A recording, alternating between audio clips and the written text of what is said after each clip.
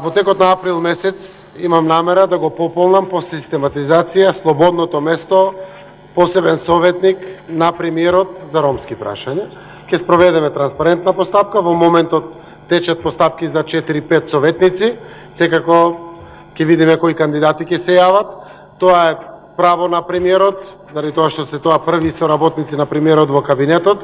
Јас познавам многу квалитетни роми, верувам дека ќе се мотивира да се кандидират на тој оглас што ќе биде и за оваа прашање, односно посебен советник за ромски прашања, треба да биде некој од ромите, граѓани на Република Македонија. Се надевам дека квалитетни кадри ќе се кандидират, за да можат буквално не само премиерот или другите луѓе во кабинетот, туку и роми да се борат за ромските прашања, што е исто така многу важно. Ќе дадам само дополнение на одговорот за аптеките, кој што е проблем со 15 обично е прекршителниот датум во месецот, кога почнуваат да реагираат граѓаните дека нема соодветен број на лекови или не се дават од позитивната листа на лекови по аптеките ширум Македонија. Тоа е воочено прашање и проблем во државата и влеговме во негово решавање. Анализата покажува дека ако една аптека има квота од 1000 единици пари и таа обидувајќи се да ги искористи можностите на самата квота, а при тоа да заработи, аптеките се движат на начин на кој што законот тоа им го возможува, ама штетата ја трпат пациентите, односно корисниците на лекарствата. Ако одлучат да дадат лек од 100 единици кој што вреди, веќе од 1000 единици тие 100 единици ги искористуваат. На тој лек од 100 единици имат 5 единици ќар или профит.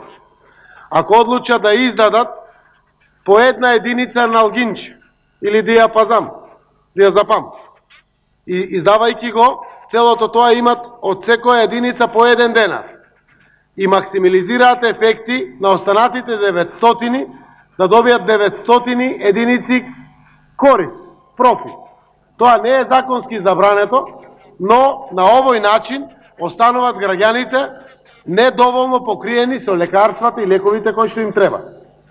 Реформата која што ја правиме, фондот работи комплетно со цели тимови на тоа, е да на граѓаните им биде ограничен, односно овозможено сите 30 дена или 31 ден во месецот да буквално... Господине премиер, се извинувам. Одговор на тоа прашање даде министерот за здравство. До вас беше поставено прашањето околу советникот за потребите ваши во кабинетот. Рече или за премиерот, или за министерот за здравство. Не смееме да го кршиме деловникот, бидејќи на првото прашање одговор даде министерот за здравство и пратеникот кажа дека е задоволен. Се извинувам, но таков е деловникот.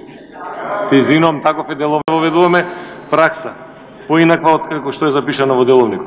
Се извинувам уште нешто.